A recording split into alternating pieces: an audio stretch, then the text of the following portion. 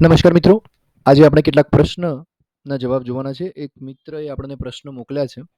અગાઉ એક વિડીયોમાં આપણે જોયા હતા બાકીના કેટલાક પ્રશ્નો, પરંતુ જનરલી પીડીએફના સ્વરૂપે મોકલો તો સારું, તો એની ક્લિયરિટી જળવાઈ રહે.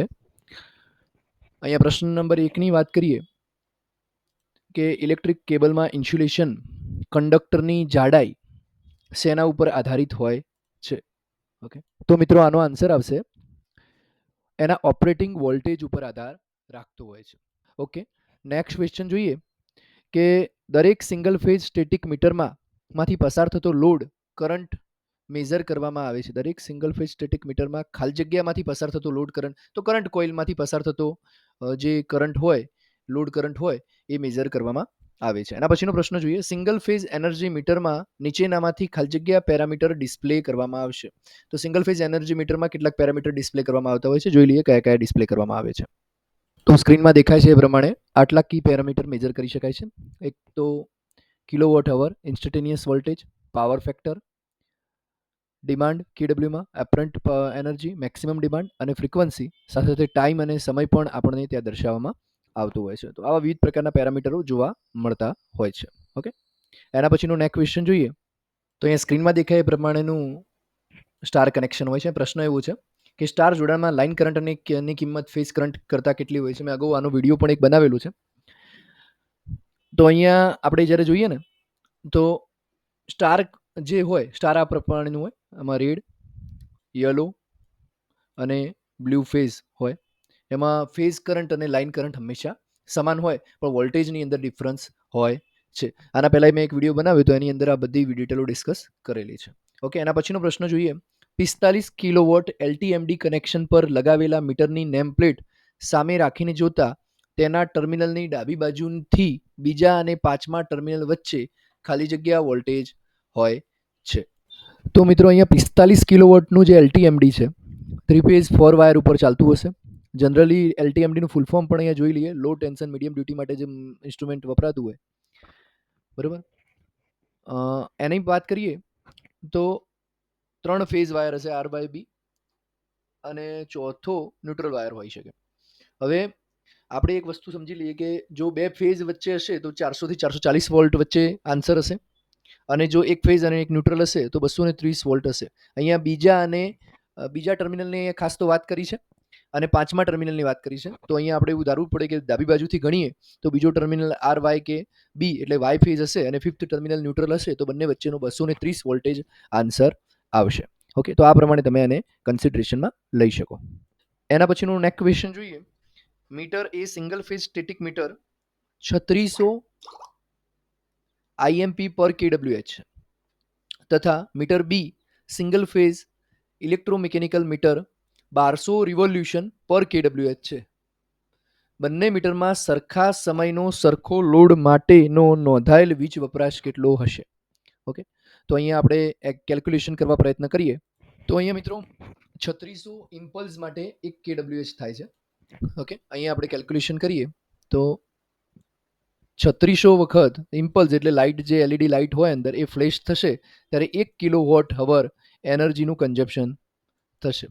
ઓકે, આની સામે એવું છે અહીંયા કે જો 1200 રિવોલ્યુશન ફરશે, ચક્કર 1200 રાઉન્ડ મારશે, ત્યારે 1 કેડબ્લ્યુએચનો વપરાશ થશે. તો બંનેના વચ્ચે રિલેશન શું છે કે પેલું 3600 અને આ 1200, એટલે 3600 વખત ફ્લેશ થશે ત્યારે પણ 1 કેડબ્લ્યુએચ થવાનું, અને 1200 રિવોલ્યુશન થશે તો પણ 1 કેડબ્લ્યુએચ થશે. હવે અહીંયા પ્રશ્ન એવો છે કે સરખા સમયનો સરખો લોડ માટે નોંધાયેલ વીજ વપરાશ, એટલે એકચ્યુઅલી અહીંયા સમય આપ્યો હોત કે કેટલા વોટ છે તો કેટલા રિવોલ્યુશન ફરશે કે એવું કંઈક પૂછ્યું હોત તો આપણે આનો આન્સર આપી શકત.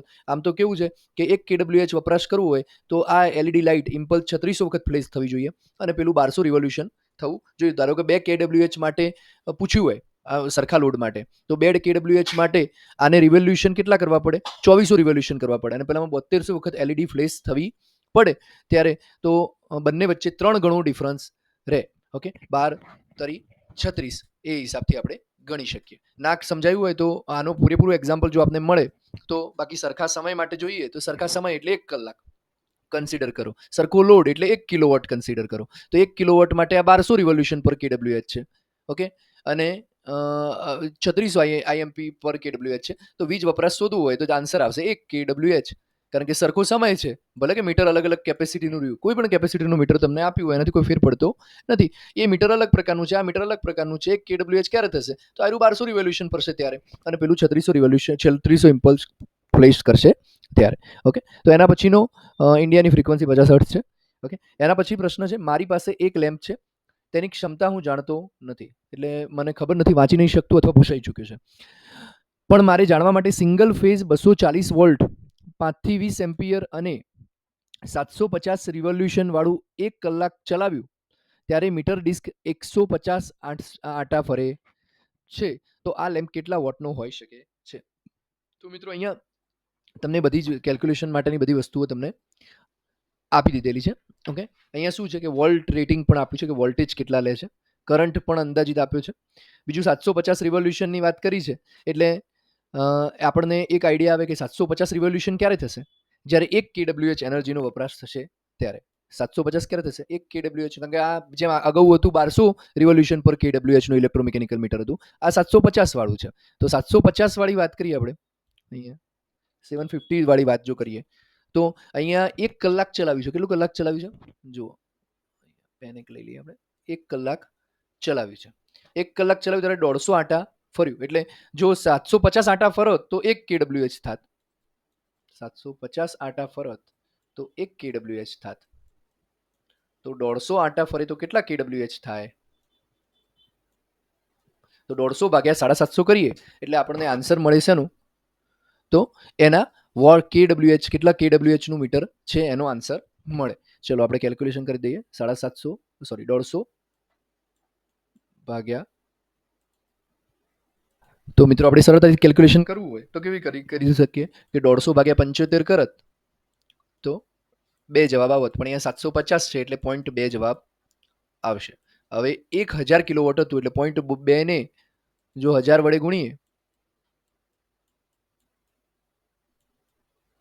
તો શું આન્સર આવે? 1 મિનિટ તો અહીંયા કપાઈ જશે, તો 200 વોટ આન્સર આવશે. તો આ લેમ્પ હવે ફરીથી ઉલટું કેલ્ક્યુલેશન કરવું હોય વેરીફાઈ કરવા માટે તો પણ તમે કરી શકો. કેવી રીતે ઉલટું કેલ્ક્યુલેશન કરી શકાય?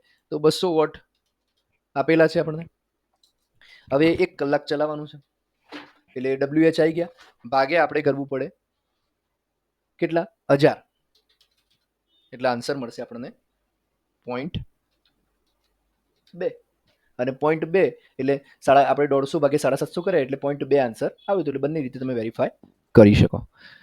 1200 રિવોલ્યુશન kWh વાળા સિંગલ ફેઝ ઇલેક્ટ્રોમિકેનિકલ મીટરમાં ક્રીપિંગ ટેસ્ટ કરવામાં આવે છે. તો ક્રીપિંગ ટેસ્ટ એટલે આપણને પહેલા તો ખ્યાલ આવવો જોઈએ. ક્રીપિંગ ટેસ્ટ એટલે શું થાય? ક્રીપિંગ ટેસ્ટ એક્યુરેસી માટે, મીટરની અંદર કોઈ પણ પ્રોબ્લેમ હોય તો ચેક કરવા માટે કે ઓરિજિનલમાં રિવોલ્યુશન ફરે છે કે નહીં, એના માટે જનરલી કરતા હોઈએ છે. આથી આ મીટરની ચકરડી 10 મિનિટમાં ખાલી જગ્યા આટા ફરે છે. 1200 રિવોલ્યુશન પર kWh વાળા સિંગલ ફેઝ ઇલેક્ટ્રોમિકેનિકલ મીટરમાં કીપિંગ ટેસ્ટમાં પાસ થાય છે. આથી આ મીટરની ચકરડી 10 મિનિટમાં ખાલી જગ્યા આટા ફરે છે. ઓકે, આ પ્રકારનો પ્રશ્ન છે. તો મિત્રો આ બહુ ઇમ્પોર્ટન્ટ પ્રશ્ન છે. હવે આપણે એને કેલ્ક્યુલેશન કરવા પ્રયત્ન કરીએ કે અહીંયા 1200 રિવોલ્યુશન પર kWh વાળું મીટર છે. ઓકે, હવે ક્રીપિંગ ટેસ્ટમાં અગેન પાસ થાય છે. ક્રીપિંગ ટેસ્ટનો પાસ થવાનો મતલબ એવું થાય કે મીટરની જોડે કોઈ લોડ કનેક્ટ નથી, છતાં પણ 1 કલાકની અંદર, 1 અવરની અંદર મીટર 1 રાઉન્ડ ફરે છે. ઓકે, હવે જો 1 રાઉન્ડ 1 કલાકની અંદર ફરતું હોય એટલે 1 કલાકની અંદર હોય 60 મિનિટ, 60 મિનિટમાં 1 રાઉન્ડ, તો અહીંયા પ્રશ્ન છે 10 મિનિટમાં કેટલા રાઉન્ડ? તો 1/6 રાઉન્ડ મીટર ફરે. ઓકે, તો આ પ્રકારે તમે આનો આન્સર કેલ્ક્યુલેટ કરી શકો. બરાબર. એના પછીનો પ્રશ્ન જોઈએ મિત્રો. 2 અવરોધને સમાંતરમાં જોડતા કુલ અવરોધ કેટલો થાય? 2 અવરોધને સમાંતરમાં જોડો, જો સરખા મૂલ્યના હોય તો અડધો અવરોધ થાય, બાકી તમે ડિપેન્ડ કરે છે, ઓછો અવરોધ તો થાય કુલ અવરોધ. બરાબર, સિરીઝમાં હોય તો વધારે અવરોધ. એના પછીનો પ્રશ્ન છે પ્રધાનમંત્રી સહજ બિજલી હર ઘર યોજનાનું ટૂંકું નામ. ઓકે, તો આ પ્રકારના પ્રશ્નો જે તે વખતે પૂછાતા હોય છે જ્યારે આ સ્કીમ એકદમ લાઇટેન્ડ અવસ્થામાં હોય ત્યારે, અને જનરલી આ પ્રશ્નો સ્ટેટિક બેઝ છે. જનરલી ઘણા બધાને આવડતા જ હોય આ પ્રકારના પ્રશ્નો. તો મિત્રો અહીંયા તમારા માટે ઇલેક્ટ્રિસિટી ડિપાર્ટમેન્ટની એક વેબસાઇટ મેં ઓપન કરી છે. ત્યાં લખેલું છે પ્રધાનમંત્રી સહજ બિજલી હર ઘર યોજના, જેને સૌભાગ્ય સ્કીમ તરીકે ઓળખવામાં આવે છે. તમને સ્ક્રીન ઉપર દેખાઈ રહ્યું હશે. એના પછીનો પ્રશ્ન જોઈએ. Static three phase city operated મીટરમાં વાયરિંગમાં 3 ફેઝ રિવર્સ આપવામાં આવેલ હોય, ઓકે, 3 ફેઝ જો રિવર્સ આપવામાં આવેલ હોય તો નીચે જણાવેલ રીડિંગ પેરામીટરમાં, અહીંયા કોઈ નીચે આપણને કંઈ જણાવ્યું નથી પણ વાંધો નહીં, તો નીચે જણાવેલ રીડિંગ પેરામીટરમાં વીજ વપરાશ ચડશે નહીં. આ પ્રકારનો પ્રશ્ન છે. આપણે આન્સર આપવા પ્રયત્ન કરીએ. સિટીની અંદર છે ને વાત કરીએ તો ફેઝ રિવર્સ કર્યા પણ કરંટનું જે મેગ્નિટ્યુડ હોય એ પ્રમાણે જ ચાલતું હોય, એટલે જે તે પેરામીટર છે ને એ વધશે નહીં. એનો એ જ પેરામીટર એની એ જ રેન્જની અંદર આપણે ચેક કરીશું તો આપણને એની જ વેલ્યુ માલુમ થશે. કોઈ પણ પ્રકારનું ઇન્ક્રીમેન્ટ ત્યાં જોવા મળશે નહીં. એના પછીનો પ્રશ્ન જોઈએ મિત્રો. ડિજિટલ સ્ટેટિક મીટરની બોડી પર ઓપ્ટિકલ આઈ હોય છે, ઓકે, તો ઓપ્ટિકલ આઈનું કાર્ય શું છે? તો મીટરનું રીડિંગ જોવા માટે જનરલી ઓપ્ટિકલ આઈનો ઉપયોગ થતો હોય છે. એના સિવાય કોઈ પ્રશ્ન મતલબ કોમેન્ટ હોય આન્સર તો મને કોમેન્ટ બોક્સમાં જણાવશો. થ્રી ફેઝ પદ્ધતિમાં લાઇન વોલ્ટેજ અને ફેઝ વોલ્ટેજનો ગુણોત્તર શું થાય? ઓકે, અહીંયા થ્રી ફેઝ લાઇન વોલ્ટેજ અને ફેઝ વોલ્ટેજનો આપણને ગુણોત્તર પૂછ્યો છે. ઓકે, તો લાઇન વોલ્ટેજ અને ફેઝ વોલ્ટેજનો ગુણોત્તર √3 અથવા 1/√3 જે પ્રકારની સિસ્ટમ હોય એ પ્રમાણેનો થઈ શકે, પણ અહીંયા પર્ટિક્યુલરલી આપણે line voltage divided by phase voltage પૂછેલું છે. સ્ટાર કનેક્શનમાં લાઇન જે વોલ્ટેજ હોય છે એ 440 હોય અને ફેઝ વોલ્ટેજ 230 હોય. બંનેનું ડિવિઝન કરીએ એટલે 1.73 જેવો આન્સર આવતો હોય. અને અલગ શબ્દોમાં કેવું હોય તો એવું પણ કહી શકાય કે √3 into phase voltage divided by phase voltage, તો પણ √3 આન્સર આવે. તો લાઇન વોલ્ટેજ અને ફેઝ વોલ્ટેજનું રિલેશન, ડેલ્ટા કનેક્શનમાં તો લાઇન વોલ્ટેજ અને ફેઝ વોલ્ટેજ સરખા હોય છે, પણ સ્ટાર કનેક્શન હોય તો જ ખાસ આ બાબતે ધ્યાન રાખવાનું થાય, કારણ કે એનું જે લાઇન વોલ્ટેજનું સૂત્ર છે એ શું છે? તો લાઇન વોલ્ટેજ બરાબર √3, ઓકે, અહીંયા √3 લખતો ફાવશે નહીં એટલે તમે સમજી જજો. અહીંયા √3 લખેલા છે